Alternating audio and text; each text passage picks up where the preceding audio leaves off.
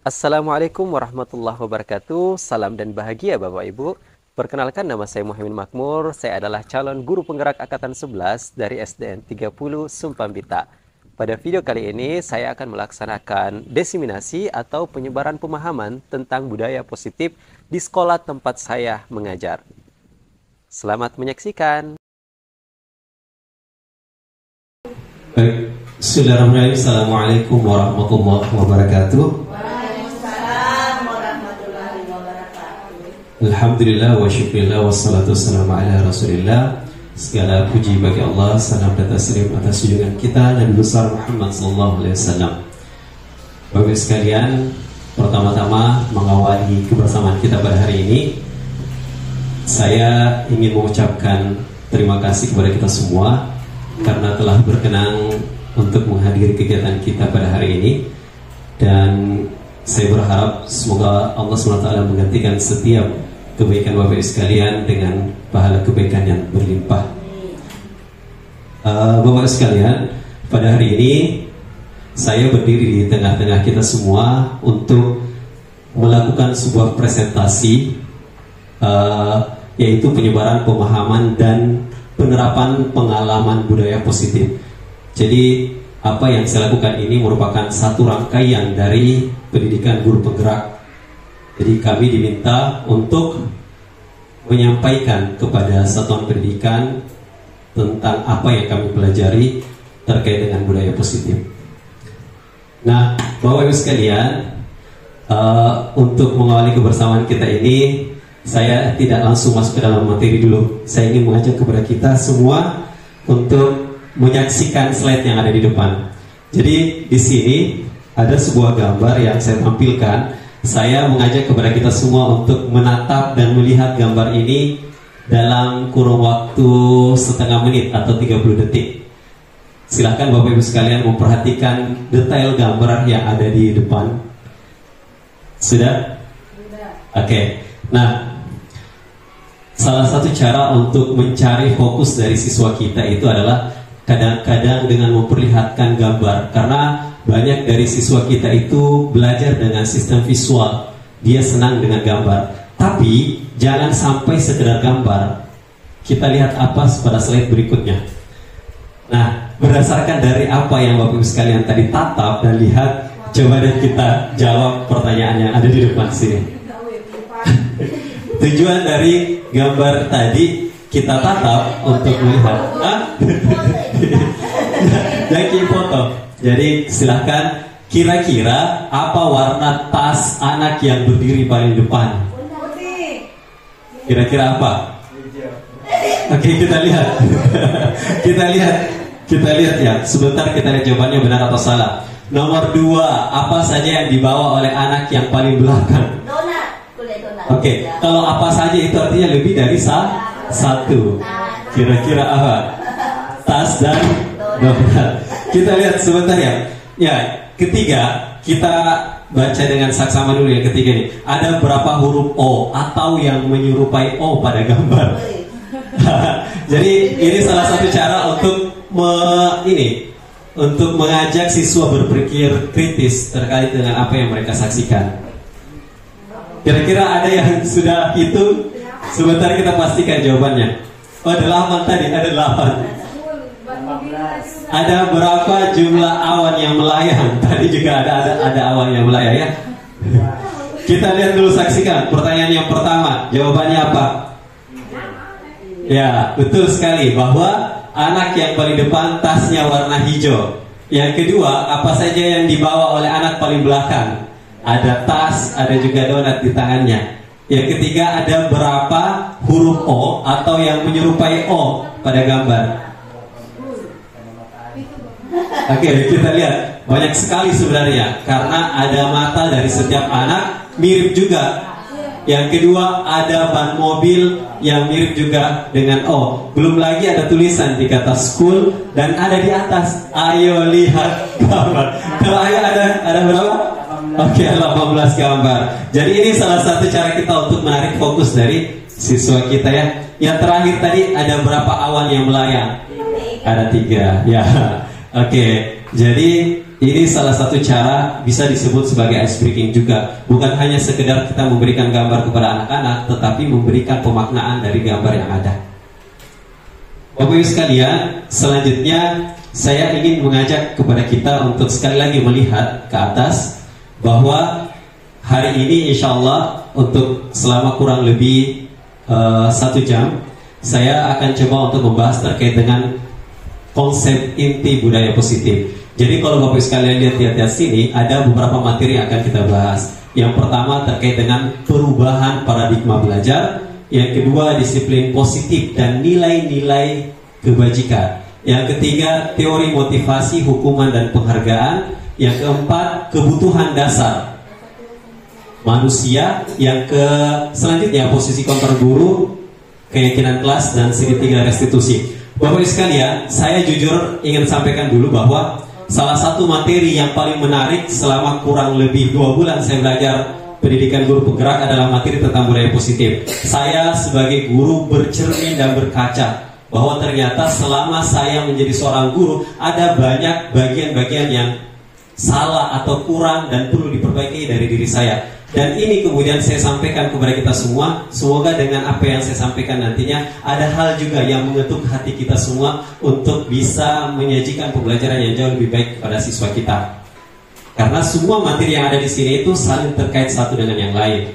Nah, selanjutnya Bapak Ibu sekalian, di sini saya memperlihatkan sebuah gambar. Kembali saya ingin mengajak kepada kita semua untuk melihat gambar yang ada di sini. Kalau Bapak Ibu sekalian melihat apa yang ada di depan, kira-kira di pikiran Bapak Ibu sekalian, saya pertanyaannya sederhana gini, apa kira-kira kaitan antara gambar pertama dan gambar kedua dikaitkan dengan dunia pendidikan? Ada bisa? Silakan Pak. Terima kasih. Kalau menurut saya dari kedua gambar pertama dan gambar kedua ini mencerminkan dua profesi yang berbeda. Yang di gambar satu sebagai seorang petani dan gambar kedua sebagai seorang guru. Oke, baik, terima kasih. Ya, betul, ada kaitan. Kalau kita melihat dari segi itu betul juga. Ternyata kalau kita kembali ke bagaimana pendidikan, ternyata seorang petani, kalau gambar pertama ada petani yang sedang menanam padi. Ya, yang kedua ada seorang guru yang dikelilingi oleh siswa-siswinya. Nah, kalau kita kembali dengan sistem pendidikan menurut Ki Hajar Dewantara, ternyata ada kesamaan yang erat antara seorang petani dan juga guru. Ternyata guru oleh Ki Hajar Dewantara itu diberikan kesamaan dengan petani, di mana petani itu adalah gurunya, padinya adalah siswanya, dan sawah adalah sekolahnya. Maksudnya apa Bapak Ibu sekalian? Seorang petani, kalau kita berpikir secara logika, apakah dia bisa menumbuhkan padi? Pertanyaan itu yang perlu kemudian kita jawab. Saya yakin kita bisa menjawab bahwa padi tidak akan mungkin bisa tumbuh dengan sendirinya. Dan apakah mungkin petani yang menumbuhkan? Bukan. Yang kedua, pertanyaan kedua adalah, bisakah petani mengubah tanaman padi itu menjadi tanaman yang lain? Tidak. Nah, kalau kita bawa ke gambar ini dengan guru, petani itu Bapak sekalian, ketika bertani, dia bisa menggemburkan tanah, dia bisa memupuk, dia bisa merawat, menyiram dan lain sebagainya kepada padi tersebut agar dia tumbuh dengan baik. Nah, peran guru sebenarnya seperti ini. Guru sebenarnya dia bertugas untuk menuntun, mengajar, mendidik, membimbing agar siswanya tumbuh dengan baik. Tetapi satu catatan Bapak Ibu sekalian, bahwa seorang petani tidak bisa mengubah tanaman yang ditanam menjadi tanaman yang lain. Sama dengan guru. Bagaimanapun kita kerasnya mencoba untuk mengubah siswa sesuai dengan apa yang kita inginkan, itu tidak akan mungkin. Dalam artian, tugas kita sebagai guru tidak untuk mengubah siswa kita, tidak untuk mengubah impian mereka, tidak untuk memaksakan kehendak kita kepada siswa, tetapi bagaimana kita menuntun, merawat, mendidik agar mereka tumbuh sesuai dengan kodratnya masing-masing. Nah, Bapak sekalian, kita masuk pada materi tentang pembelajaran paradigma baru. Pembelajaran dengan paradigma baru merupakan pembelajaran yang dirancang berdiferensiasi, sehingga para peserta didik belajar sesuai dengan kebutuhannya berdasarkan tahap perkembangan sesuai dengan teori psikologi modern untuk mewujudkan profil pelajar Pancasila. Kalau kita lihat di situ ada satu bagian yang penting untuk kita garis bawahi tentang berdiferensiasi. Kenapa sih kita perlu untuk mengajar secara diferensiasi, atau kita harus membedakan bahwa setiap manusia itu memiliki keinginan keunikannya masing-masing. Siswa kita itu tidak semuanya sama. Kalau kita samakan semua siswa, maka kita akan sampai pada kegagalan. Kenapa? Karena setiap siswa memiliki cara tangkap yang berbeda-beda, cara belajar yang berbeda-beda. Kalau kita memberikan cara yang sama dalam mengajar kepada semua siswa dengan satu tujuan yang sama, maka kita akan sampai dengan kegagalan. Nah, Bapak Ibu sekalian, saya mengajak kepada kita untuk melihat sebuah gambar. Saya ingin kembali kita memberikan pendapat tak. Di sini ada sebuah gambar. Kira-kira menurut Bapak Ibu sekalian, apa yang ada di gambar tersebut jika dikaitkan dengan peran dan fungsi guru di era saat ini? Apa kaitannya antara peran seorang guru dengan gambar yang ada di sini? Peran seorang guru kepada muridnya. Kalau menurut saya, peran seorang guru di sini kan digambar sebelah kiri, gambar anak siswa, sementara di gambar sebelah kanan itu ada jempol yang dimiliki ada gambar jempol. Sementara kita tahu bahwa jempol itu sama sekali tidak ada yang sama di antara manusia. Sementara di sini jadi peran guru di sini bahwa bagaimana guru memberikan pelajaran kepada seorang siswa, dan nantinya siswa yang menerima pelajaran tersebut itu tentunya berbeda-beda cara penerimaannya, cara penangkapannya daripada memberikan oleh seorang guru. Baik, terima kasih banyak Bu, Pak. Terkait dengan apa yang disampaikan Pak Kepala Sekolah tadi, betul sekali. Tapi sedikit saya tambahkan bahwa gambar yang pertama, gambar beberapa anak dari 1, 2, 3 di bawah juga 1, 2, 3. Terkadang ketika kita mengajar, kita memperlakukan semua siswa dengan cara yang sama. Padahal ya, kadang-kadang kita memperlukan semua murid itu sama, tidak ada bedanya antara satu dan yang lain. Padahal setiap murid itu unik. Dalam artian tidak ada murid yang sama persis secara psikologi, secara kesiapan belajar dan lain sebagainya. Disinilah peran kita. Mari kita mengubah mindset kita bahwa setiap perbedaan yang ada di kelas itu adalah hal yang wajar. Jangan memaksakan antara satu murid harus sama dengan murid yang lain. Pencapaian murid yang lain harus sama dengan yang lain.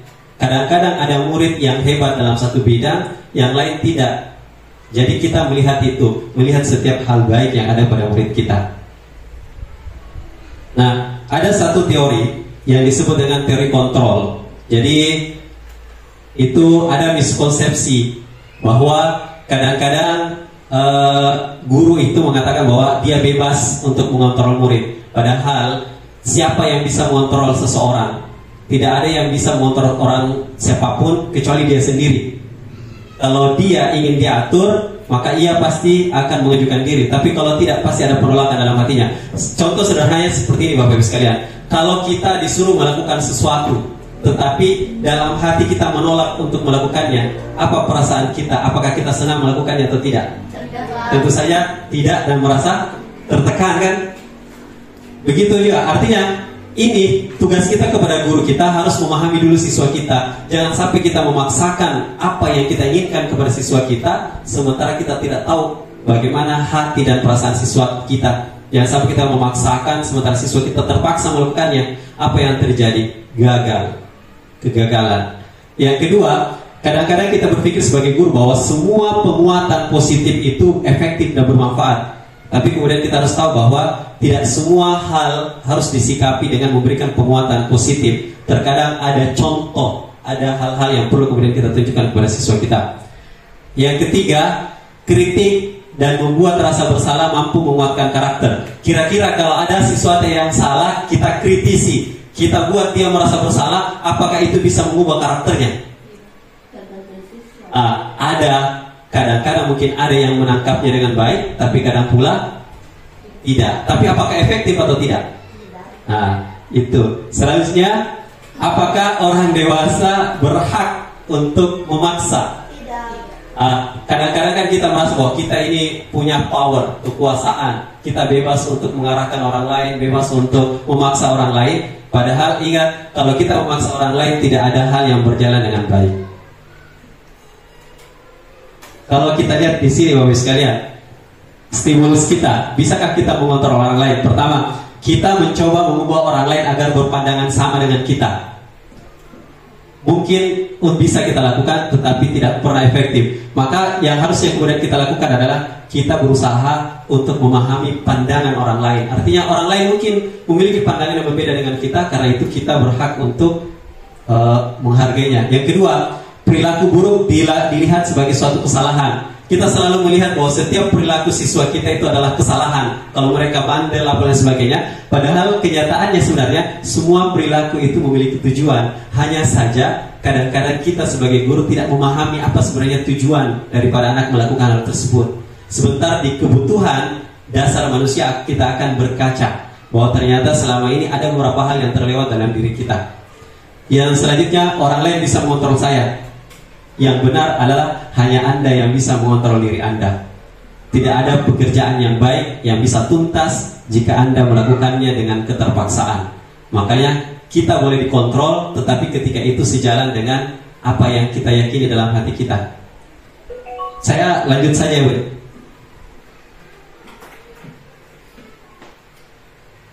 Yang terakhir, yang di bagian paradigma baru ini, pelajaran paradigma baru memfokuskan peserta didik sebagai pusat dalam kegiatan pembelajaran. Maksudnya apa? Kita dulu, di zaman dulu, semua hal itu datang dari guru. Ceramah, materi, guru sebagai satu-satunya sumber belajar. Dulu seperti itu. Tapi apakah sekarang masih relevan untuk kita gunakan? Sudah tidak lagi. Kenapa? Saat ini semua sumber informasi mudah kita dapatkan. Bahkan siswa kita saat ini banyak yang jauh lebih hebat untuk mencari informasi. Karena itu jangan pun yang mengatakan bahwa satu-satunya yang berhak untuk mengatur, memberikan pelajaran dan sebagai satu-satunya sumber ajar adalah kita sebagai guru. Kita harus merubah paradigma kita untuk memusatkan pembelajaran itu pada siswa. Biarkan siswa kita yang berpikir, berkreasi. Kita hanya menuntun, mengarahkan mereka untuk menemukan jawaban yang pasti terhadap apa yang mereka pikirkan. Selanjutnya kita masuk pada disiplin positif dan nilai-nilai kebajikan universal. Oke, saya ingin bertanya lagi kepada kita semua. Mungkin ada yang bisa memberikan pendapat yang lain. Kira-kira menurut Bapak Ibu sekalian, disiplin itu apa? Apa yang dimaksud dengan disiplin? Kita selalu membicarakan terkait dengan disiplin. Apa sebenarnya itu disiplin? Mengikuti aturan. Mengikuti aturan, betul. Ada lagi? Membiasakan diri untuk melakukan kegiatan yang sudah menjadi kesepakatan atau aturan. Oke, jadi disiplin Pak Kepsek tadi mengatakan juga disiplin salah satu maknanya adalah membiasakan sesuatu yang telah menjadi aturan.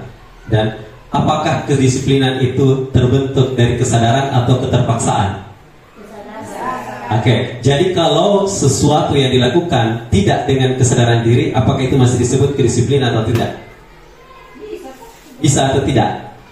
Masih tetap bisa. Tetapi hasilnya yang kita harapkan adalah bagaimana disiplin itu terbangun bukan dari keterpaksaan, tetapi karena sadar bahwa saya memang harus melakukannya sesuai dengan nilai-nilai yang saya yakini.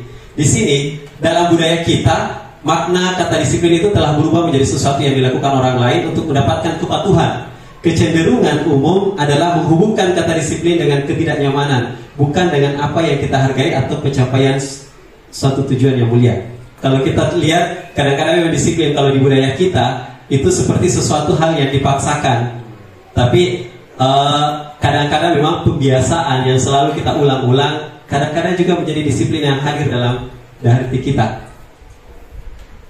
Nah, sebagai pendidik, tujuan kita bagaimana kita menciptakan anak-anak yang memiliki disiplin diri sehingga mereka bisa berperilaku dengan mengacu pada nilai-nilai kebajikan universal dan memiliki motivasi intrinsik bukan ekstrinsik. Sebentar kami akan menjelaskan apa yang dimaksud dengan nilai-nilai kebajikan universal, apa itu motivasi intrinsik dan apa itu ekstrinsik.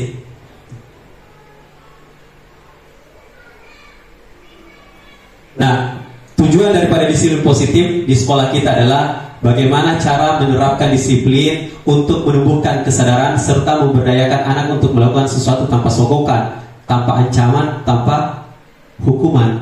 Karena selama ini kan anak-anak itu kadang-kadang melakukan sesuatu dengan motivasi karena diancam, karena dihukum, karena kalau tidak dibuang sampahnya dengan ini, lihat sampah di depannya tidak ada orang, dibuang sembarangan. Karena disiplin positif yang kita harapkan adalah bagaimana menumbuhkan kesadaran pada jiwa anak itu mereka mampu berbuat sekalipun kita tidak dilihat. Artinya mereka mampu tetap rajin walaupun tidak kita lihat, tidak kita ancam ataupun tidak kita sogok. Karena kadang-kadang ada anak itu kalau disuruh mereka mengharapkan imbalan, mereka tidak mau melakukannya tanpa ada sogokan. Ini yang harus kita ubah sebagai seorang pendidik.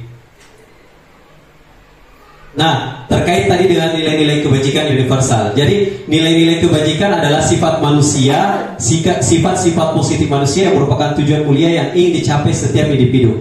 Dengan mengaitkan nilai-nilai kebajikan yang diyakini seseorang, maka motivasi intrinsiknya akan terbangun sehingga menggerakkan motivasi diri dari dalam untuk dapat mencapai tujuan mulia yang diinginkan. Nah, Bapak sekalian, sekarang saya mau tanya kepada kita. Kalau nilai kebajikan di sini dianggap adalah segala hal yang positif yang berlaku dalam diri kita ataupun dalam norma-norma kemasyarakatan, kira-kira nilai kebajikan apa yang ingin dicapai oleh setiap anak bangsa?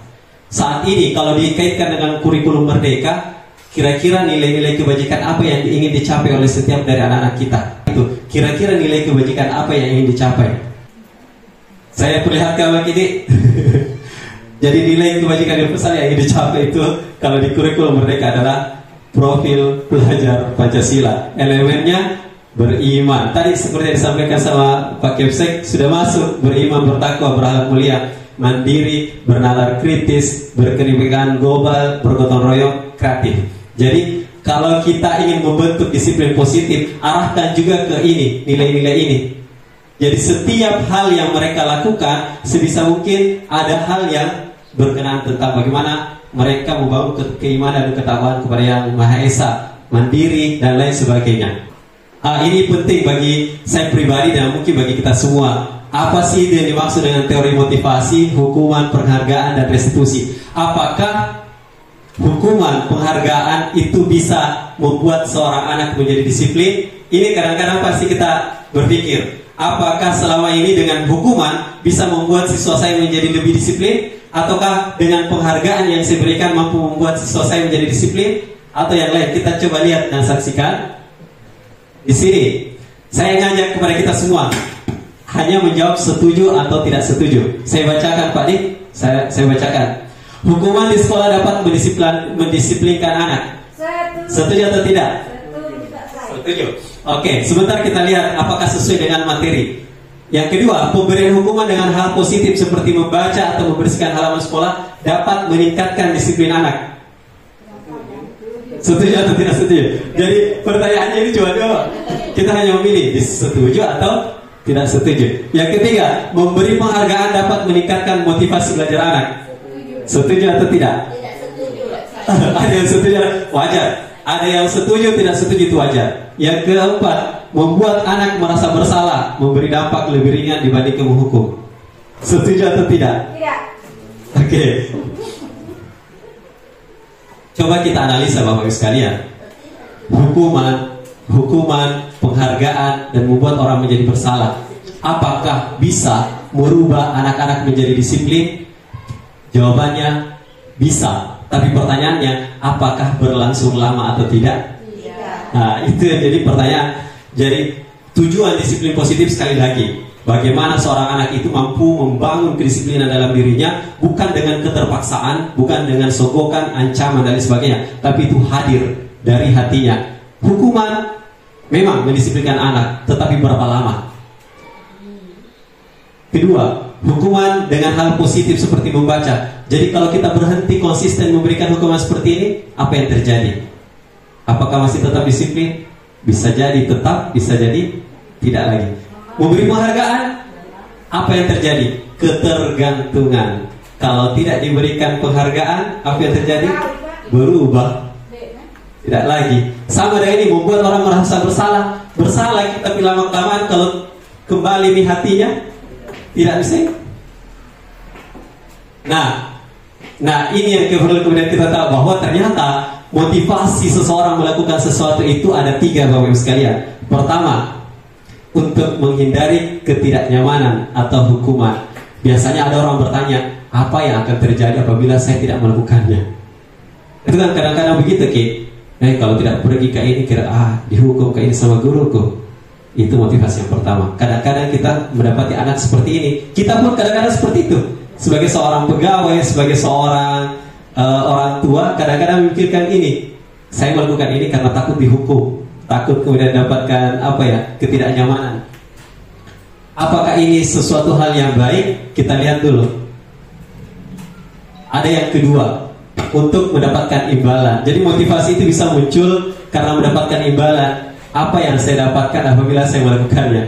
Kadang-kadang kalau kita ingin melakukan sesuatu, pasti berpikir kira-kira apa aku dapat ini. Kalau tidak ada aku dapat, jamin deh. Motivasi juga. Ternyata kedua hal tersebut itu disebut dengan motivasi eksternal. Motivasi eksternal ini adalah sesuatu yang harus ada alasan dulu baru kita melakukan kedisiplinan. Kalau tidak ada alasan, tidak mau dilakukan. Apakah itu yang kita harapkan pada anak kita? Tentu saja tidak. Kita mengharapkan yang ketiga.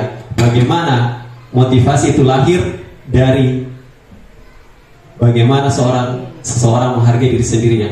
Saya disiplin karena saya memiliki misalnya ada nilai-nilai yang kita yakini. Saya pergi sekolah, ini adalah pengabdian. Saya harus datang secara disiplin. Mau dihukum, mau tidak dihukum, mau diberikan imbalan atau tidak, saya tetap datang tepat waktu. Kenapa? Karena saya menyadari bahwa tugas saya sebagai seorang pendidik misalnya, saya harus datang secara disiplin. Walaupun dalam penerapan, siapapun di antara kita, bahkan saya sendiri, itu kadang-kadang belum sampai pada titik ini. Kadang-kadang masih ada yang ini, kadang-kadang yang ini.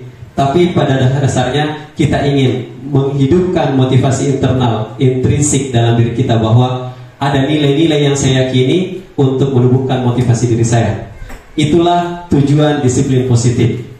Bagaimana menghadirkan motivasi pada siswa kita agar mereka bergerak karena menghargai dirinya sendiri. Disuruh pergi sholat, tidak disuruh pergi sholat, tetap pergi dia sholat. Karena dia sudah yakin bahwa sholat ini adalah kewajiban. Saya harus melakukannya, bukan karena dikejar sama guru, bukan karena saya disogok sama guru, bukan karena saya dihukum sama guru, tapi saya pergi karena ini adalah kewajiban saya. Itulah keyakinan menghargai diri sendiri.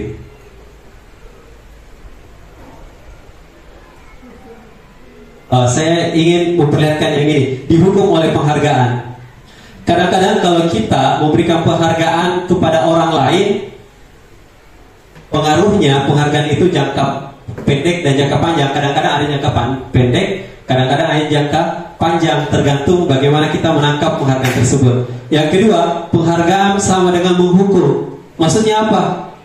Kadang-kadang membuat orang ketergantungan. Ini merusak hubungan. Kadang-kadang kalau kita kasih senang, tapi kalau kita berhenti kasih, apa yang terjadi? Ada satu kasus Bapak Ibu sekalian yang terjadi di Jawa. Ada seorang yang punya sedikit kemampuan, kekayaan, itu memberikan sumber air kepada warga. Nah, ketika dia ada masa caleg, dia daftar caleg dan dia gagal, dia kemudian memutus airnya. Tapi kalau kita lihat kacamata, ternyata ada alasan di balik itu. Ternyata selama ini semua biaya pemeliharaan, pembayaran air, biaya listrik ditanggung oleh orang tersebut. Dan ketika ia mengusul jadi caleg, tidak ada yang pilih dan uangnya habis. Mau tidak mau harus dicabut. Orang-orang yang sudah terlalu sering mendapatkan air secara gratis protes, marah. Ini giliran tidak dipilih berhenti berbuat kebaikan. Padahal apa yang terjadi? Ketergantungan. Orang-orang yang selama ini merasa ditolong harus merasa ditolong terus. Padahal kodok ini satu orang berusaha haji supaya bisa memberikan yang terbaik untuk ini, tapi tidak ada yang bantu Ki. Tidak ada yang bantu Ki untuk bayar listriknya, tidak ada yang bantu Ki untuk pemeliharaannya dan lain sebagainya. dia gagal caleg bukan karena gagal caleg lantas ia memutuskan air, tapi karena uangnya habis dipakai untuk caleg, artinya uang tidak mau harus diputus karena tidak ada lagi biaya untuk melanjutkan. Ini adalah contoh di mana kadang-kadang penghargaan itu membuat orang lain tergantung dengan kita. Karenanya saya kadang-kadang sampaikan kepada siswa, hari ini saya kasih ki uang bukan berarti bahwa setiap hari ku kasih ki, karena memang hari ini tidak ada uang tak dan kelaparan ki, jadi saya kasih ki. Besok kamu datang sama saya belum tentu saya kasih ki. Dalam artian saya kasih karena ada tujuan tertentu. Kalau kita kasih saja anak-anak ini, besok datang lagi, besok datang lagi, besok datang lagi. Kapan tidak dikasih apa yang terjadi? Ngambek. Yang tadinya berubah mungkin sudah baik, jadi tidak baik lagi. Kenapa? Karena bergantung. Nah, bagaimana seharusnya kebajikan atau bagaimana kita memberikan apresiasi kepada siswa? Berikan pengakuan secara khusus, secara pribadi kepada semua murid secara bergantian, secara konsisten dan fokus pada proses. Bagaimana seharusnya kita memberikan penghargaan kepada siswa kita dengan ucapan. Lihat kalau kita di sini ada contohnya. Kemarin saya perhatikan rasa empatimu besar sekali pada saat menolong murid baru di kelas kita. Jadi bukan berarti kita dilarang memuji siswa. Setiap kebaikan-kebaikannya siswa jangan abaikan ki. Kadang-kadang kita begitu, kalau bersalah kita hukum betul-betul, tapi kalau berbuat baik siswa tak kadang-kadang lupa kita berikan apresiasi. Padahal penting untuk memuatkan hatinya. Kayak bilang, kalau ada temannya misalnya jatuh terus dia kasih berdiri, ada temannya yang kemudian lupa bawa pensil, dia kasih pinjam dengan baik. Maka yang hal-hal seperti itu penting bagi seorang guru untuk mengapresiasinya. Penting bagi kita untuk, ternyata kamu itu luar biasa. Ternyata kamu kemarin nakal tapi hatimu baik. Dan ternyata pujian-pujian seperti ini, apresiasi seperti itu bisa menguatkan disiplin seorang anak. Contoh apa perbedaan antara hukuman konsekuensi? Kira-kira Bapak sekalian kalau kita lihat di atas sini, mencatat 100 kali di buku kalimat, saya tidak akan terlambat lagi karena terlambat ke sekolah. Ini kan bentuk hukuman. Terus ada konsekuensi, menggantikan kertas tugas teman yang telah dicoret. Kira-kira apa perbedaan antara hukuman dan konsekuensi, Bapak Ibu? Kalau hukuman dengan konsekuensi, kira-kira apa perbedaannya? Hukuman itu bersifat spontan. Artinya ketika ada orang yang melakukan pelanggaran, seketika itu juga diberikan hukuman. Apa yang dipikirkan itu langsung disuruh kepada siswa kita. Sering tidak kita melakukan ini? Sering, dan saya pun bahkan sering melakukannya. Tapi apakah ini baik? Ternyata ada hal yang perlu kemudian kita ubah, Bapak sekalian. Konsekuensi, apa bedanya dengan konsekuensi? Konsekuensi itu adalah sesuatu hal yang kita sudah yakini atau ada aturan yang mengikat. Kalau aturan itu kita langgar, maka konsekuensinya adalah harus kita melakukan ini. Misalnya di aturan sekolah sudah tertulis kalau terlambat membersihkan halaman sekolah. Ini adalah konsekuensi. Kenapa? Karena aturannya sudah ada dan ada yang melanggar, maka konsekuensinya adalah harus melakukan apa yang menjadi sanksi yang telah tertulis. Artinya hukuman ini spontan, tidak ada aturan yang mengikat. Pokoknya salah dihukum. Itu adalah hukuman. Kalau konsekuensi, dia ada aturannya. Aturannya sudah jelas tapi dilanggar, maka konsekuensinya seperti ini tadi, menggantikan kertas tugas teman yang telah dicoret-coret. Artinya secara norma kita tahu bahwa mencoret-coret itu adalah hal yang tidak baik dan semua anak juga menyadari itu. Maka ketika ada kertas atau buku teman yang dicoret, maka konsekuensinya adalah mengganti. Sekarang yang selanjutnya tentang restitusi. Ini salah satu hal yang penting bagi saya untuk sampaikan kepada kita. Ternyata ada cara untuk mendisiplinkan anak dengan cara yang baik. Tapi sebentar, contohnya, videonya akan saya tunjukkan Bapak sekalian. Tapi kita pahami dulu apa itu restitusi. Restitusi itu adalah ganti kerugian, pembayaran kembali, penyerahan bagian pembayaran yang masih tersisa. Artinya ada kesalahan harus ditebus kalau secara umum. Tetapi ternyata ada pemaknaan restitusi yang lebih penting bagi kita pahami, bahwa Restitusi adalah menciptakan kondisi bagi murid untuk memperbaiki kesalahan mereka sehingga mereka dapat kembali ke kelompok mereka dengan karakter yang lebih kuat. Maksudnya, restitusi juga merupakan proses kolaboratif yang mengajarkan murid untuk mencari solusi atas masalah mereka dan membantu murid untuk berpikir ingin menjadi orang seperti apa mereka dan bagaimana mereka memperlakukan orang lain. Maksudnya apa, Bapak sekalian? Restitusi itu adalah bagaimana kita mengajak murid kita yang melakukan kesalahan untuk sadar dengan sendirinya, bukan dengan keterpaksaan. Kadang-kadang kita melakukan, kenapa aku melakukan itu? Tidak akan tahu kalau salah itu. Kadang-kadang kita cara tata, kadang-kadang langsung menghukum. Tapi di bagian restitusi itu dikonfirmasi dulu. Tadi kamu melakukannya karena apa? Apa yang mendasari kamu melakukannya? Dan kita mengajak mereka, menawarkan kepada siswa, kira-kira bagaimana cara tak perbaiki?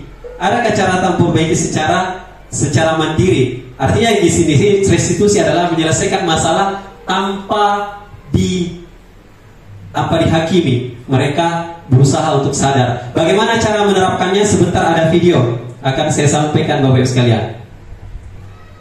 Nah, ciri-ciri dari restitusi itu adalah ini, belajar dari kesalahan, bukan menebus kesalahan. Jadi tidak semua kesalahan itu harus ditebus, tapi kita belajar untuk tidak mengulangi kesalahan itu. Itu salah satu ciri dari restitusi. Yang kedua, bagaimana cara memperbaiki hubungan. Contoh sederhananya Bapak Ibu sekalian seperti ini.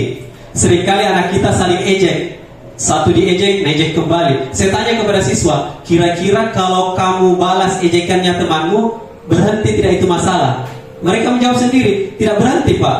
Tapi sekarang saya tanya, kalau kamu cueki ejekannya teman tak, kira-kira apa yang terjadi? Berhenti sendiri, Ji. Berarti apa yang terbaik? Berarti jangan membalas. Ternyata solusi itu hadir dari siapa? Apa dari guru atau dari siswa sendiri? Dari siswa sendiri. Itulah restitusi, Bapak sekalian. Bagaimana kita menyadarkan seorang siswa terkait dengan kesalahan apa yang mereka lakukan, dan mereka mencari sendiri apa solusi yang terbaik agar mereka bisa memperbaiki kesalahan yang ada. Saya tidak baca, Bapak sekalian, karena kita lihat sendiri bagaimana ciri dari restitusi itu. Ini secara umum.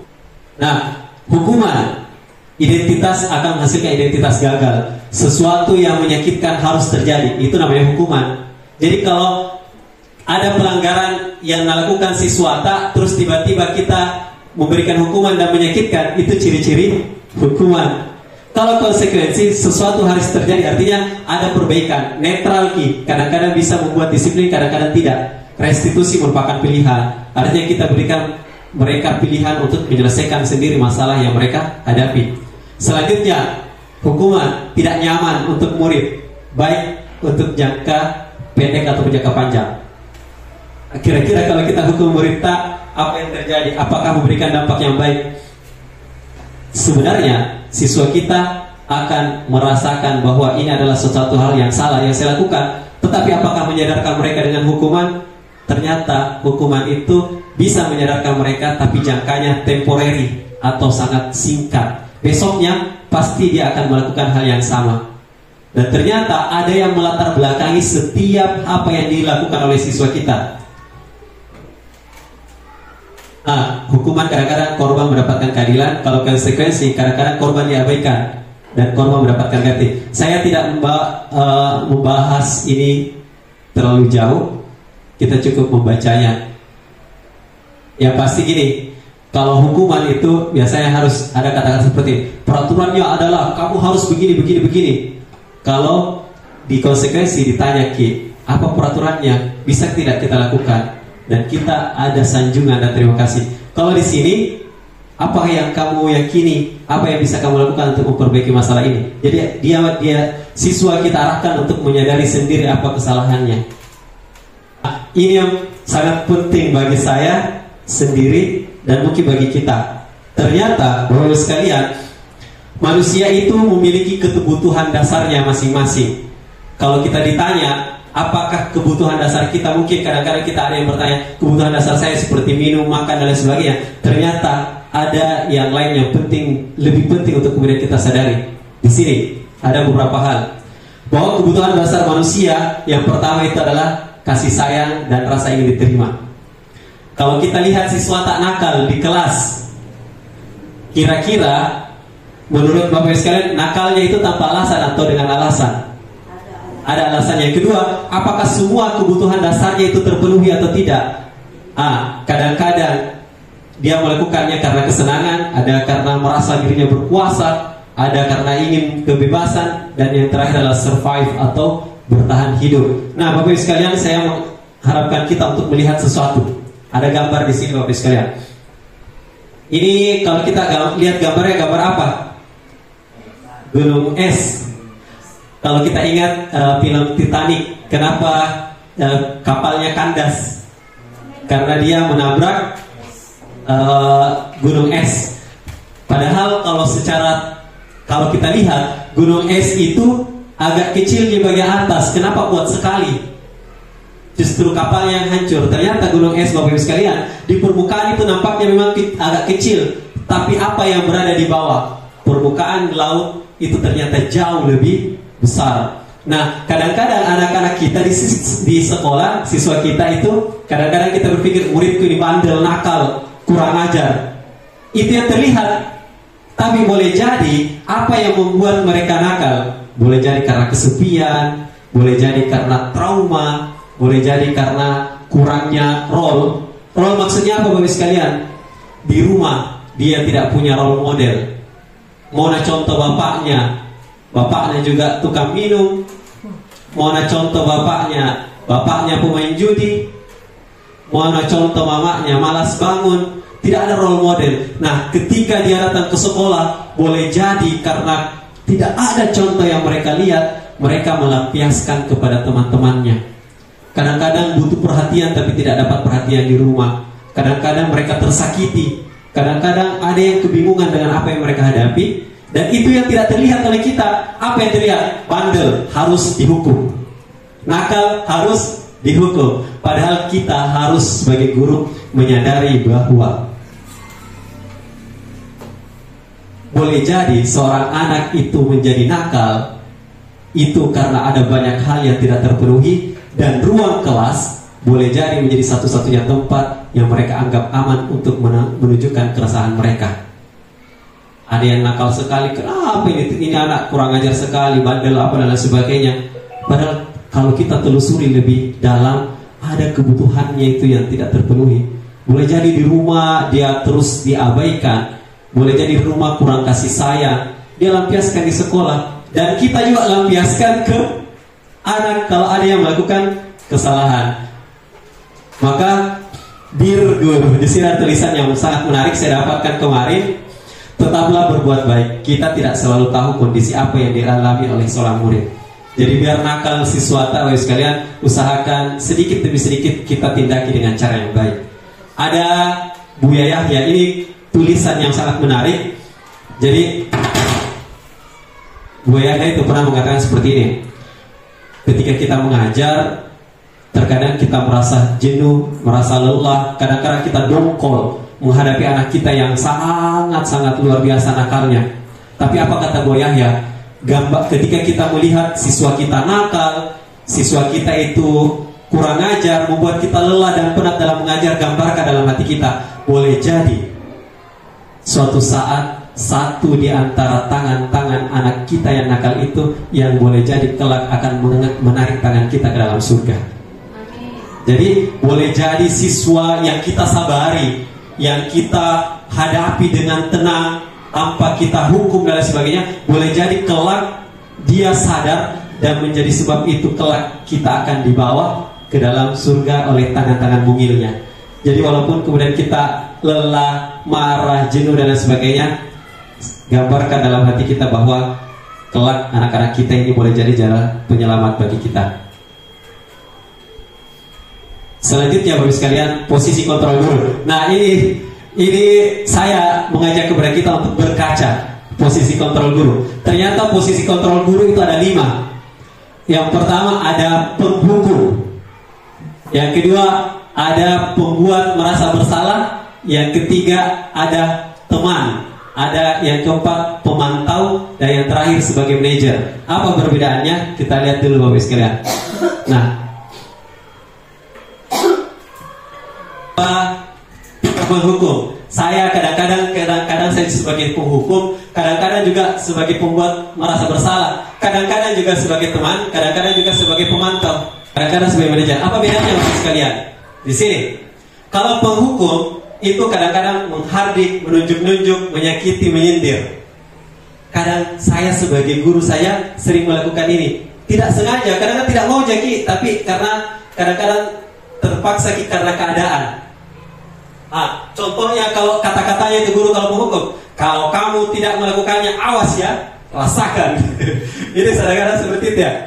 Pokoknya kalau kau tidak pergi begini, saya akan gini. Pokoknya kalau tidak kuhukum, kau apa? Itu tipe tinggal menghukum. Hasilnya apa yang terjadi?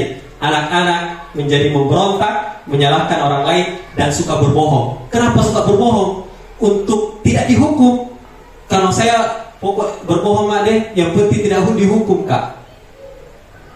Apa kaitannya dengan dunia berkualitas? Murid meletakkan guru di luar dunia berkualitas, artinya dia tidak menjadikan guru itu sebagai sesuatu yang penting dalam hidupnya. Murid berkata, biarkan saja, nanti juga marah-marah lagi. Karena kebiasaan nih, biar deh, kalau dihukum Kak, biar nih, satu kali Ji. Tetap melakukan. Selanjutnya, dampaknya kepada murid apa? Akan terus mengulangi kesalahan. Kalau membuat merasa bersalah, kadang-kadang juga ini kita arahkan ke siswa itu kayak supaya bersalah, merasakan bersalah. Apa? Berceramah dan mengatakan seharusnya ibu kecewa. Ini kata-kata yang paling biasa umum. Seharusnya kamu sudah tahu, ibu lelah sekali mengatakan ini. Ibu stres, ibu capek. Kadang-kadang kita curhat kepada siswa untuk sampaikan itu. Ternyata itu adalah cara seorang guru untuk membuat siswa itu merasa bersalah. Tapi apa yang terjadi hasilnya? Dia akan menyembunyikan, menyangkal, kurang lebih sama dengan penghukum. Makanya disebut dengan kontrol dari luar atau identitas gagal. Nah, tipe selanjutnya sebagai teman. Ada yang di sini guru kadang-kadang bersikap sebagai teman, membuatkan alasan-alasan untuk muridnya. Ayolah, lakukan ini demi saya. Masa kamu tidak mau? Ingat, saya pernah kasih Ki ini. Kadang-kadang begitu. Kemarin ku bantu Ki, masa kau tidak mau bantu Kak? Kadang-kadang seperti itu. Kita suruh siswa, masa tidak mau pergi begini, pada sudah mau kasih kemarin.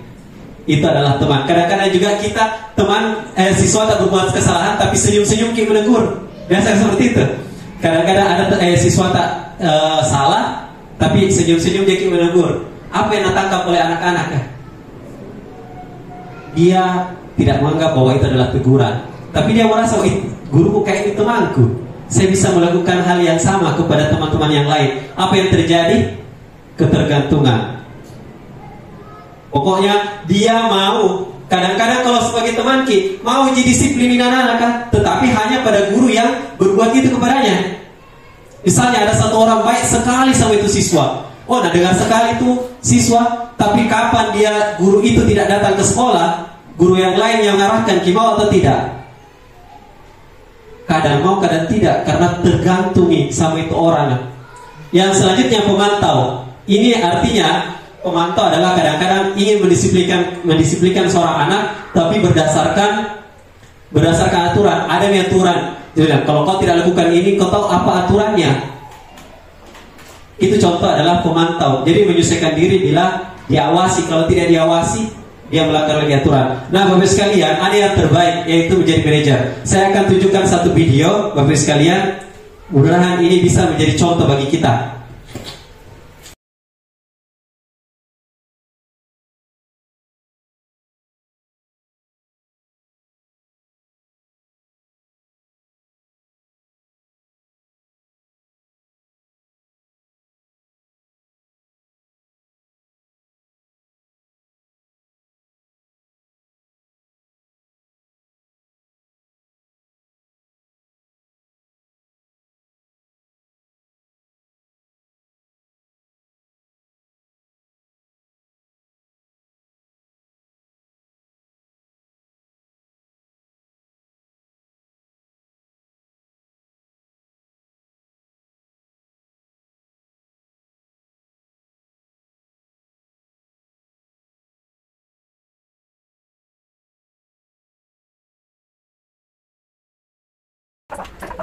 Beda. Apa kira-kira bedanya antara video pertama dengan video kedua?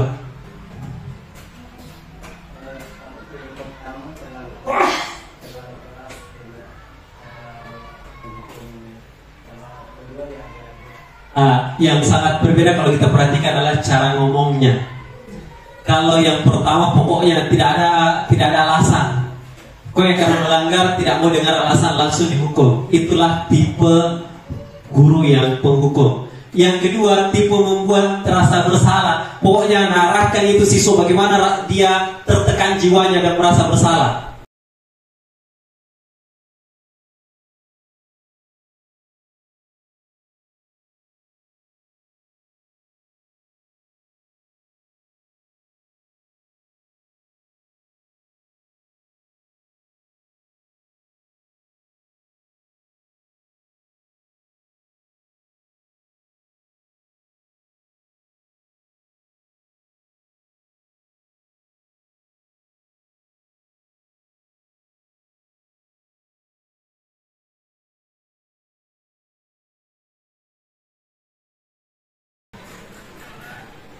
Apa kira-kira yang berbeda lagi? Kalau yang keempat ini dia tipe pemantau. Memantaunya itu dalam artian sudah ada aturan, disiplinkan anak-anak sesuai dengan aturan, ada nih aturannya. Dan kita tanyakan kepada siswa, menurut kamu apa yang salah yang kamu lakukan hari ini? Apa konsekuensinya? Ada nih, bisa dijawab. Pemantau ini paling benar, paling dekat dengan yang benar. Tapi ternyata ada yang paling benar, Bapak Ibu sekalian, sebagai manajer. Kita lihat manajer itu seperti apa.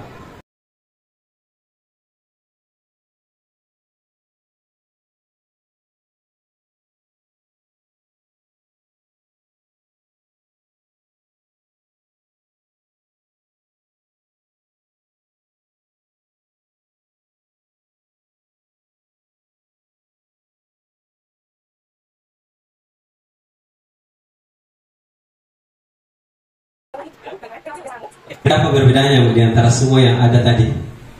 Ada beberapa video sampai di video terakhir. Apa yang paling berbeda? Itu posisi terakhir disebut dengan posisi manajer. Tapi kira-kira itu posisi manajer bisa kita lakukan atau tidak tanpa keyakinan di sekolah atau kelas? Bisa atau tidak? Tidak. Tadi kan apa? Kamu tahu tidak keyakinan apa menurutmu yang kamu langgar? Kalau tidak ada keyakinan di sekolah, tidak ada aturan kesepakatan di sekolah, kira-kira bisa atau tidak ditetapkan? Tidak. Ternyata ada juga hal yang lain yang kita harus lakukan sebelum menjadi seorang manajer. Saya yakin beberapa di antara Bapak Ibu sekalian sudah membuat ini. Sekarang saya mau ajak kita untuk kembali merenung satu hal, bahwa yang ingin kita buat adalah keyakinan kelas. Tapi sebelumnya kita jawab dulu pertanyaan, mengapa tidak peraturan saja? Mengapa harus keyakinan kelas? Apa bedanya antara peraturan dan keyakinan? Kira-kira menurut Bapak Ibu sekalian, kenapa sih tidak aturan saja? Kenapa harus keyakinan kelas? Karena kalau kita jalan-jalan ke kelas kan ada aturan kelas, ada kesepakatan kelas atau keyakinan kelas. Apa sih bedanya antara kedua hal tersebut? Kenapa kita penting untuk membuat keyakinan bukan peraturan? Pertama, Bu, kita harus tahu bahwa peraturan itu biasanya dibuat oleh orang yang berkuasa. Kalau di kelas siapa yang paling berkuasa? Guru. Maka aturan itu lahir dari siapa? Dari guru. Artinya apa? Siswa tidak dilibatkan untuk membuat peraturan. Pokoknya guru lakukan apa yang saya tuliskan. Yang melanggar ada konsekuensinya. Kalau keyakinan kelas, apa bedanya? Sebentar kita lihat dulu. Mengapa kita memiliki peraturan harus menggunakan helm bila mengendarai kendaraan roda 2? Kenapa kira-kira?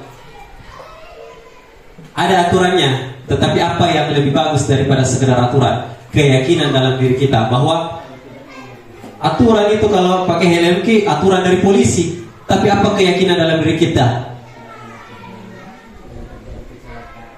Berarti keselamatan. Nilai yang ada dalam diri kita, keyakinan. Kalau saya tidak pakai helm ini bisa jadi mengancam keselamatan saya. Makanya bukan aturan yang dipikirkan. Kalau aturan pokoknya mau tak, tapi kalau keyakinan ada yang tumbuh dalam hati kita yang bisa menjadi pegangan kita melakukan sesuatu. Mengapa kita memiliki peraturan membuang sampah di tempatnya? Mengapa kita memiliki peraturan harus datang tepat waktu pada saat mengikuti pelatihan? Untuk mendukung motivasi intrinsik, kembalikan ke nilai-nilai keyakinan, karena akan lebih menggerakkan seseorang dibandingkan mengikuti serangkaian peraturan. Sekarang terakhir Bapak Ibu sekalian, sebelum terkait dengan keyakinan kelas, saya mau tanya, bedanya peraturan dengan keyakinan kelas itu apa? Nah, ini kita lihat apa bedanya. Kalau peraturan itu biasanya ada kata-kata negatifnya. Tidak boleh terlambat, tidak boleh main HP, tidak boleh lari-lari di kelas. Ada kata negatif. Kalau keyakinan dibuat dengan kata-kata positif. Semua kata-kata yang ada diusahakan diarahkan ke arah yang positif. Misalnya, saya kasih contoh Bapak sekalian. Tidak boleh datang terlambat. Bagaimana kalau kita ubah menjadi kata-kata positif? Datang tepat waktu. Mana kira-kira yang lebih enak tangkap siswa? Tidak boleh terlambat atau datang tepat waktu? Datang. Berarti salah satu yang membuat keyakinan kelas itu menjadi lebih baik daripada sekedar aturan, karena ada nilai-nilai positif. Yang kedua, pernyataan yang universal. Artinya kebaikan-kebaikan ini yang adalah sesuatu yang sudah bersifat umum. Misalnya menghargai kelas, itu kan secara universal ya. Apa isinya menghargai kelas? Jangan buang sampah sembarangan, jangan, pokoknya ada isi-isinya itu, tetapi dibuat secara universal. Selanjutnya, singkat agar mudah diingat. Kemarin di kelasnya Bu Erni sudah ada keyakinan kelas. Salah satunya, kalau tidak salah, ada menghargai teman. Ada tidak di situ kata-kata negatif? Kalau kita lihat, tidak ada tak? Tidak ada kata. Tidak boleh buang sampah sembarangan, tidak boleh mengganggu teman. Tidak ada seperti itu. Semua dibuat sesuai dengan kata-kata yang baik. Jadi ke depan, Bapak sekalian, usahakan ketika kita membuat keyakinan kelas, yang perlu kemudian kita ingat adalah singkat. Jangan terlalu panjang. Yang kedua, dibuat dalam kata-kata yang positif. Yang ketiga, sesuai dengan kondisi kelas dan sekolah. Jangan kelasnya orang, tapi kelas tak. Yang terakhir, melibatkan warga sekelas. Itulah yang berbeda antara keyakinan dan peraturan. Kalau peraturan datang dari guru sendiri, kalau keyakinan dibuat bersama-sama. Sekolah ada keyakinannya atau tidak? Ini ke depan juga harus kemudian kita lakukan. Mungkin kepala sekolah bisa menginisiasi kita berkumpul untuk membuat keyakinan sekolah. Dengan melibatkan siapa? Melibatkan guru untuk membuatnya. Bukan sekedar bahwa saya berkuasa lalu saya bebas melakukan atau membuat aturan semau saya. Sama dengan kita sebagai guru di kelas, kita tidak boleh mengatakan bahwa saya adalah guru dan saya bebas membuat peraturan. Justru kalau kita ingin membuat disiplin positif, libatkan siswa supaya mereka sadar ketika mereka berbuat salah, maka mereka akan ingat apa keyakinan kelas yang harus mereka perbaiki. Melibatkan warga sekolah. Jadi upayakan Bapak Ibu sekalian, Bu Lida di sini sudah ada beberapa, sudah ada kuliah, tapi itu aturan. Mungkin secara kata-kata saja perlu diganti dengan keyakinan. Supaya kalau kita bertanya, jadi saya kasih contoh Bapak Ibu sekalian, di musola beberapa hari yang lalu ini saya membuat keyakinan kelas dan ternyata ada sedikit yang berubah. Saya mengatakan bahwa di saat kita masuk ruang kelas ini, kita ingin membuat keyakinan dan itu disepakati oleh setiap siswa. Yang pertama saya mengatakan bahwa kira-kira bagaimana kalau kita masuk di kelas ini, ketika masuk di ruang kelas kita masuk dalam keadaan tenang. Mereka sepakat. Berarti keyakinan kelas yang pertama apa? Masuk ruang salat dengan tenang. Sudah positif dan disepakati. Dan singkat, mudah diingat. Yang kedua, melaksanakan sholat dengan serius. Sepakat semua siswa. Dan itu juga saya bertanya, kalau ribut saya bertanya, apa keyakinan kelas? Tak, langsung itu bilang semua bersikap tenang saat masuk ruang kelas. Langsung berusaha sedikit demi sedikit tenang. Kalau ada keyakinan yang mereka yakini, kita bisa mengingatkan sesuai dengan apa yang kita buat bersama dengan siswa. Kalau tidak ada keyakinan, tidak bisa kita tekan, tidak bisa kita arahkan siswa kita. Sama kalau suka mengganggu, suka baku pukul di kelas, saya kasih keyakinan, kita buat keyakinan, menghargai teman. Apa keyakinan yang kamu langgar? Menghargai teman. Apa yang harus kamu perbaiki? Itulah yang disebut dengan keyakinan yang harus kita lakukan.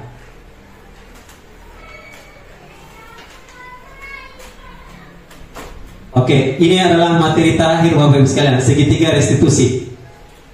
Segitiga restitusi itu adalah suatu bentuk atau salah satu cara yang kita bisa gunakan untuk mendisiplinkan siswa. Kalau Bapak Ibu sekalian ingin mengetahui seperti apa prakteknya, tadi di posisi manajer itu adalah segitiga restitusi. Bagaimana menstabilkan identitas? Maksudnya menstabilkan identitas bahwa setiap pelanggaran siswa itu kita arahkan bahwa jangan buat mereka merasa bersalah, tapi dikuatkan. Misalnya ada yang mencoret-coret meja, kita tanya apa alasannya dulu membuat, apa alasannya kamu mencoret-coret meja. Yang kedua, kalau nak jawab bilang saya merasa bosan, saya merasa apa, bagaimana, arahkan bahwa kadang-kadang saya juga bosan, kadang-kadang saya juga jenuh, tapi kira-kira apa yang kamu lakukan itu baik atau tidak. Nah, mereka akan menganalisis sendiri. Itulah disebut dengan validasi keyakinan yang salah. Jadi yang pertama kalau segitiga restitusi, kalau kita menghadapi masalahnya anak-anak, yang pertama adalah menstabilkan identitas. Dalam artian jangan membuat anak merasa bersalah, merasa dihukum, merasa pokoknya tidak ada harapan dengan kita menjudge mereka. Maka stabilkan identitas mereka bahwa kamu ini berbuat salah, itu adalah hal yang biasa. Kadang-kadang juga saya melakukan kesalahan, tetapi kita arahkan, kalau kamu melakukan itu terus, apakah itu hal yang baik? Nah, kita akan validasi tindakan yang salah. Kira-kira yang kamu lakukan itu benar atau salah? Kira-kira itu sudah baik atau tidak? Yang terakhir, menanyakan keyakinan. Contohnya Bapak sekalian, saya akan perlihatkan. Saya sedikit dulu sebelum memperlihatkan video yang terakhir. Bapak sekalian, di sini bagian menstabilkan identitas. Untuk membuat anak merasa gagal karena berbuat salah menjadi positif terhadap nilai dirinya.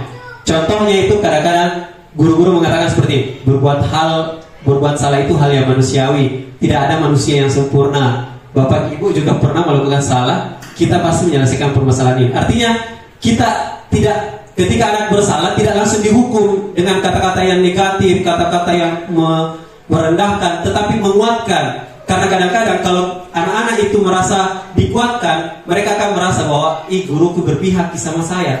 Walaupun saya salah, tapi guruku ini kayak ada untuk saya. Jadi mereka berpikir untuk sadar memperbaiki kesalahan yang mereka lakukan.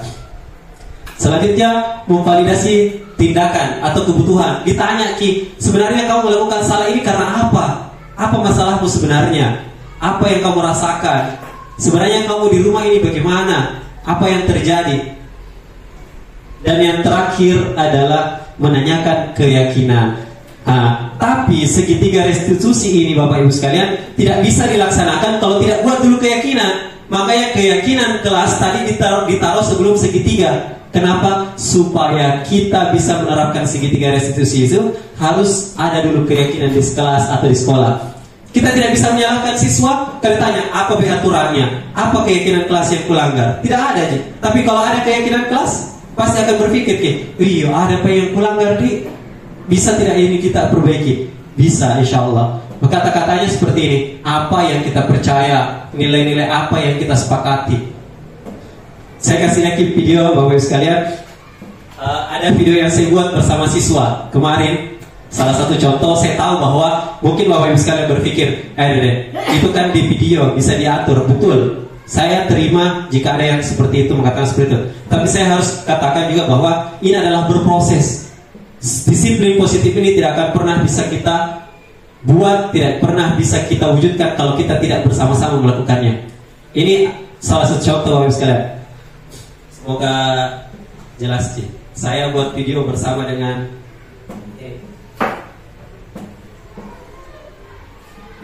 yang kemarin saya buat.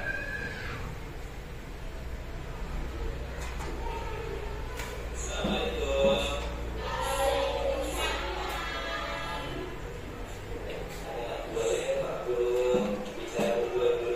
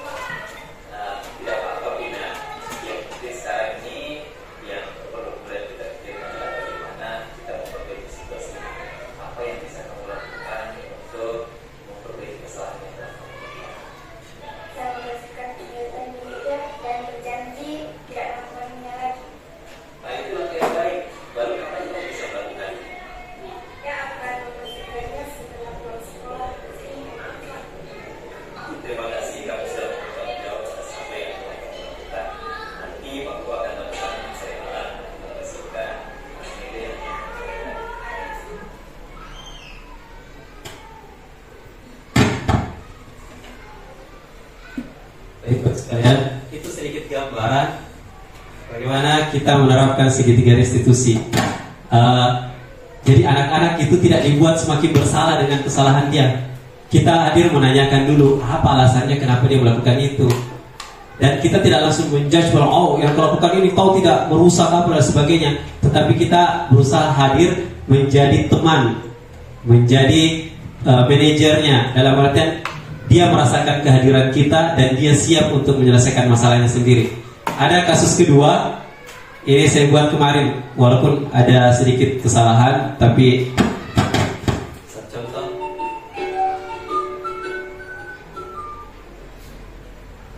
Assalamualaikum Pak. Alka memberitahu saya, Bapak sedang mencari saya. Waalaikumsalam. Dewa, silakan masuk. Silakan duduk, Dewa.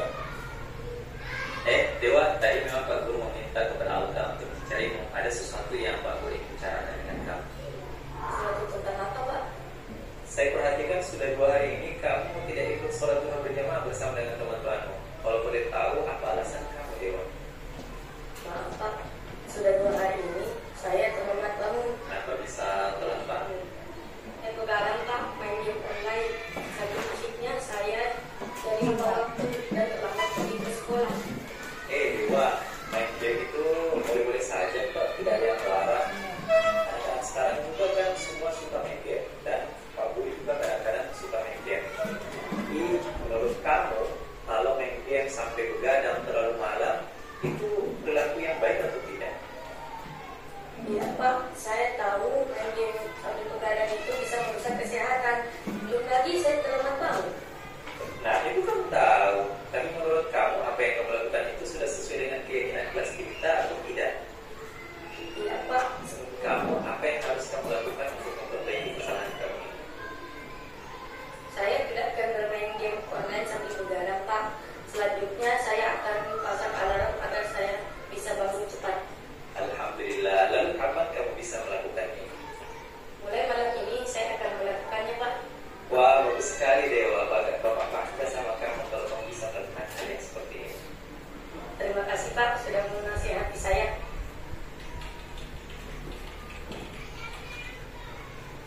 Saya senang dengan apa yang dilakukan Pak Guru. Oke, Bapak sekalian,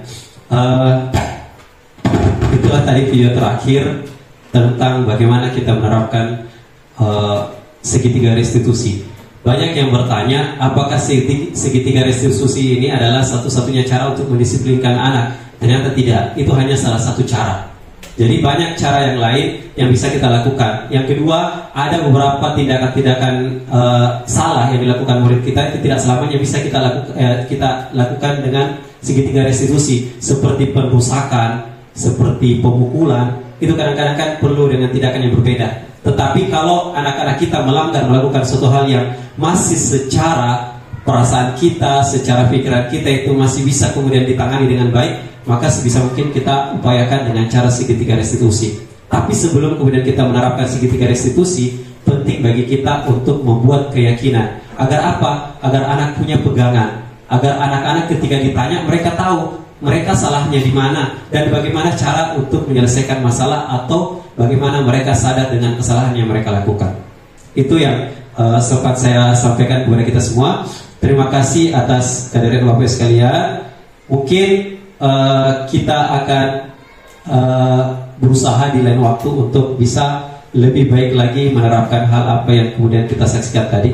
Sekali lagi Bapak sekalian, bukan saya sudah mampu melakukannya dengan baik sehingga saya berbicara di sini. Saya hanya berbagi untuk kemudian membangun kesadaran dalam diri saya bahwa saya juga selama ini banyak melakukan kesalahan dan saya ingin sedikit demi sedikit memperbaiki. Pun demikian dengan kita semua, kalau kita belajar dari apa yang kemudian tadi kita lihat dan saksikan, semoga akan membimbing kita, menuntun kita menjadi guru yang lebih baik. Dan sedikit demi sedikit, semoga kita bisa menerapkan budaya positif di sekolah kita. Sekali lagi sebelum saya menutup, saya mohon kepada kita semua sebagai follow up dari kegiatan kita ini, upayakan nanti setiap kelas kita membuat keyakinan kelas sebagai langkah awal untuk membangun disiplin positif di sekolah kita. Jadi libatkan siswa, gunakan kata-kata positif. Yang kedua, yang singkat-singkat, yang mudah diingat. Yang kedua, yang selanjutnya, usahakan Bapak sekalian keyakinan kelas itu dihafalkan.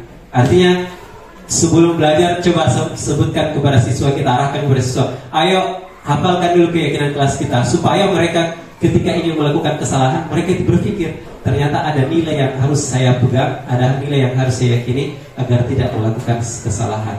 Demikian apa yang bisa kami sampaikan pada kesempatan hari ini. Mohon maaf atas waktu yang tersisa banyak, dan sekali lagi terima kasih atas atensi Bapak Ibu sekalian. Mari kita menutup acara kita pada kesempatan hari ini dengan membaca hamdalah.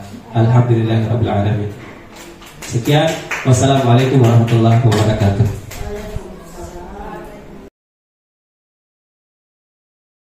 Assalamualaikum warahmatullahi wabarakatuh. Waalaikumsalam warahmatullahi wabarakatuh. Apa kabar semuanya? Alhamdulillah, luar biasa. Allahu Akbar. Oke, alhamdulillah semua baik-baik saja. Nah, anak-anak sekalian, berdirinya Pak Guru di tempat ini pada hari ini karena saya ingin mengajak kepada kita semua untuk membuat keyakinan kelas. Nah, tapi sebelum kita membuat keyakinan kelas, Pak Guru mau tanya dulu kepada kalian, menurut kalian sebenarnya keyakinan kelas itu apa? Pernah dengar tentang aturan kelas? Pernah. Kesepakatan kelas? Pernah. Nah, pertanyaannya Pak Guru, kalau keyakinan kelas, apa bedanya dengan aturan? Tidak tahu? Tidak. Oke, baik. Pak Guru akan memberikan penjelasan sedikit terkait dengan hal tersebut. Jadi, keyakinan kelas dan peraturan kelas itu berbeda. Kalau kita berbicara aturan, aturan itu biasanya dibuat secara sendiri. Artinya, pemegang kekuasaan atau yang mempunyai kekuasaan dalam satu tempat, dialah yang membuat aturan. Tetapi itu tidak adil untuk kita semua. Kenapa? Karena kadang-kadang guru tidak juga merasakan bagaimana perasaannya, bagaimana keinginannya seorang murid untuk melakukan sebuah tindakan. Nah, pada hari ini kita akan membuat keyakinan kelas. Apa sih itu keyakinan kelas? Keyakinan kelas itu adalah nilai-nilai yang kita yakini untuk membangun disiplin positif. Dalam artian, keyakinan kelas itu dibuat agar kita mampu menerapkan keyakinan kelas yang baik untuk meredam tindakan-tindakan kita yang kurang baik. Jadi, kalau ada keyakinan kelas, ketika ada keyakinan kelas, maka kita akan membatasi diri kita untuk melakukan hal-hal yang tidak baik. Karena ada nilai-nilai yang kita hargai. Dan nilai-nilai yang kita hargai itulah yang membatasi kita untuk tidak berperilaku buruk. Dan kita akan mawas diri, tahu kalau mau melakukan hal buruk kita mikir, oh ternyata ada keyakinan kelas. Ada hal yang kita yakini dan percayai. Dan itu yang akan kita lakukan pada hari ini. Apa ciri-cirinya keyakinan kelas? Yang pertama, nantinya keyakinan kelas itu akan kita buat dengan kata-kata yang positif. Yang kedua, mudah diingat. Yang ketiga, apa kira-kira? Singkat, padat, dan jelas. Yang keempat, semua warga sekolah atau warga kelas terlibat untuk membuatnya. Oke? Siap? Siap. Nah, di sakunya Pak Guru ini ada sticky note atau post-it. Akan saya bagikan kepada kalian semua. Kalian nantinya akan menuliskan apa yang menurut kalian perlu untuk kita yakinkan di kelas ini dan kita jadikan pegangan secara bersama-sama. Oke?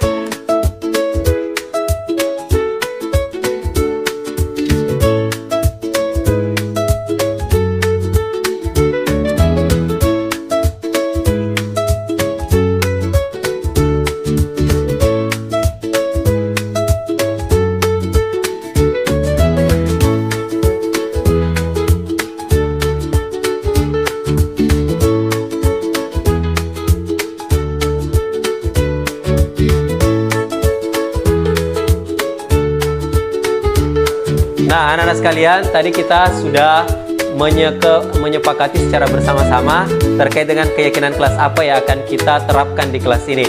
Pak Guru akan bacakan ya. Yang pertama, menghargai waktu. Yang kedua, saling menghargai. Yang ketiga, berkata sopan. Yang keempat, menjaga kebersihan. Yang kelima, menjaga kerapihan kelas. Dan yang keenam, saling tolong-menolong. Ini adalah keyakinan kelas yang kita sepakati bersama-sama, dan besar harapan Pak Guru mengharapkan kepada kita semua, bukan hanya Pak Guru, tetapi setiap dari siswa yang ada di kelas ini mampu menerapkan keyakinan kelas kita dengan baik. Siap semuanya? Siap! Sepakat untuk memperjuangkannya? Sepakat! Oke, terima kasih atas atensi kalian, dan kita jaga bersama-sama keyakinan ini, kita laksanakan dan terapkan bersama.